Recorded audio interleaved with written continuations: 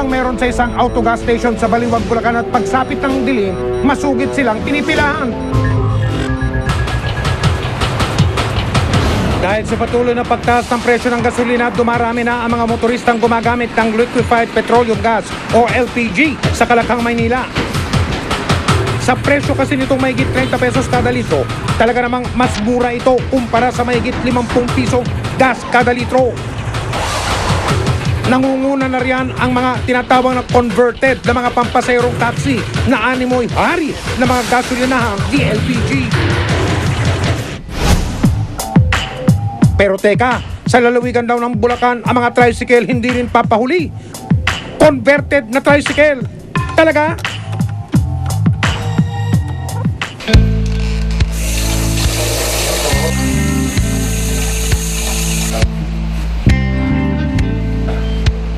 Ipinagtataka ng impormanteng tatawagan nating si Larry ang mga kahina-hinalang parokyano ng isang LPG autogas station sa bayan ng Baliwag sa Bulacan. May flyover ng DRT Highway. Nandun yung North Star LPG gas station. Mga bandang 5 to 5:30, meron ako nakikitang mga nakapilang mga tricycle doon. Para siyang terminal ng tricycle. Napakahaba ng pila at meron taong nakatayo doon na nagmamando ng pila. At ang mga nakapilang tricycle, tila raw may mga kahina-hinala ring pasahero.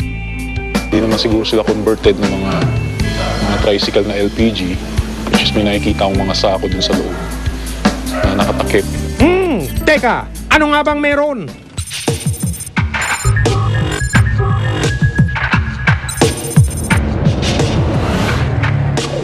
Pagsapit ng hapon, tila parami na ng parami ang pumipilang tricycle dito sa North Star Autogas. Natiktikan din namin ang mga sakong daladala nila. Nang masilip namin ang laman, OMG, LPG. Tangki pala ng LPG ang nakatakip sa sako. Naloko na, hindi lang pala sa sasakyan sila nagkakarga, pati pambahay ng LPG, nire-refill na rin nila. Naku ha, mukhang delikado yan ha. Pero mukhang ang tapang at tao talaga ang mga parokyanong ito. Eto't may nagyoyosi pa nga habang nakapilang kanyang tricycle na nasa tabi lang mismo ng truck ng gasolina. Hala, pakalat-kalat pa naman ang ilang batang kasama sa pila.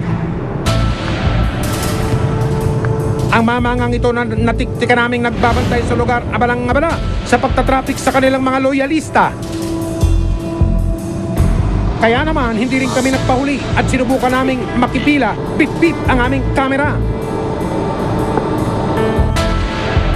First step, kailangan muna magbayad sa bintanang ito ang mga bumibili. Dito natuklasan ng investigador na kaya pala patok ang kanilang negosyo.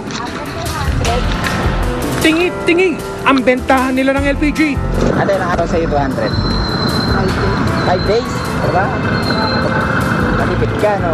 Akin yung pag nagkarga ako na isang daan 15 days din. Sa'yo? Oo. 15 days yung isang daan mo? Oo, sa gamit ko. Second step, pagkakuha ng resibo, sabay abot sa gas boy at wala! Kakargahan ka na ng LPG sa abot kayang halaga. Sus Maria! Halos 700 piso ang halaga ng isang tangke ng LPG, kaya hindi nakapagtataka ang tangkilikin ito ng mga mamimiling gipit sa budget.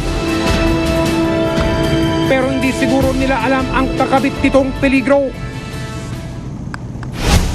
Ayon sa Department of Energy o DOE, bawal ang mga tigi-tiging LPG na nire-refill kung saan-saan.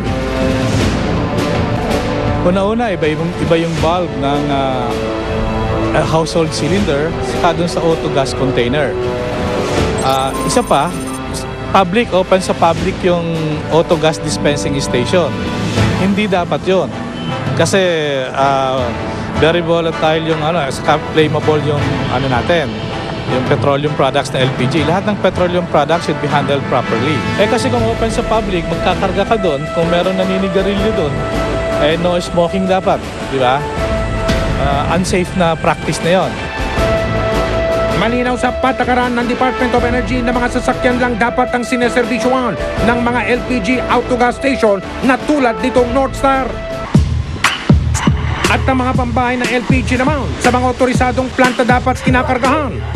Malaki ang posibilidad na mag-leak sila. Kasi kung mapapansin mo, yung mga legitimate refilling plant, before, during, and after nagre-refill sila, meron silang procedure, safety procedures na sinusunod. May checking sila bago ibigay yon sa consumer, bago ilabas for distribution sa market. Kaya naman inalam namin kung malinaw rin ba ito sa ibang LPG station sa Kamaynilaan. Sinubukan naming magpakarga ng tangking pambahay sa mga gasolinahang DLPG. LPG. Wala. Ay, hindi ko siya kaganito. Bakit? Daw na po yung pang... Wala kayong yung gamit na pang ano. Ay, wala kami ano sir eh. Yung bulb, wala kami sir eh. Pero hindi ka lang nakakagda. Hindi.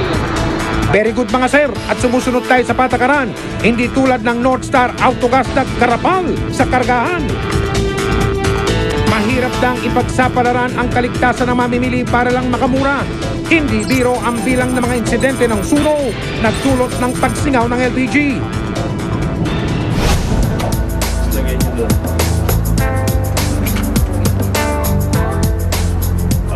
Mayo ng nakaraang taon ang maranasan nito mismo ni Aling Mercy.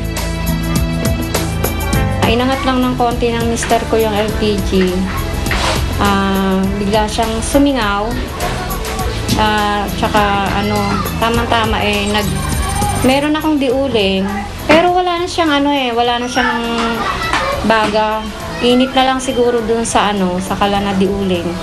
Yun ang nag-cause ng niya, lumiyab yung LPG ko. Hindi ko na alam kung na makakalabas pa ako doon sa bahay namin kasi na siya talagang sobrang na ng apoy, talagang kinain na talaga yung bahay namin ng apoy Ang mga pilat sa buong katawan niya na sanhi ng sunog ang nagsisilbing ala-ala ng malagim na pangyayari. Ako makatulog, umiiyak ako gabi-gabi kasi iniisip ko yung mga anak ko. Sabi ko gano'n, siguro nga binigyan pa ako ng pagkakataon ng Diyos na mabuhay kasi sa mga anak ko.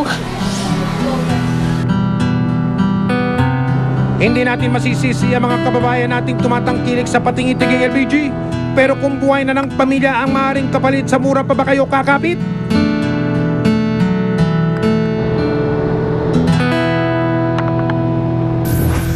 Susunod, gasolinahang nagre-refill ng LPG, mabubuking na. May mga kaming video na nagkakarga tayo sa household na tangke. Hindi ba? Hindi ba?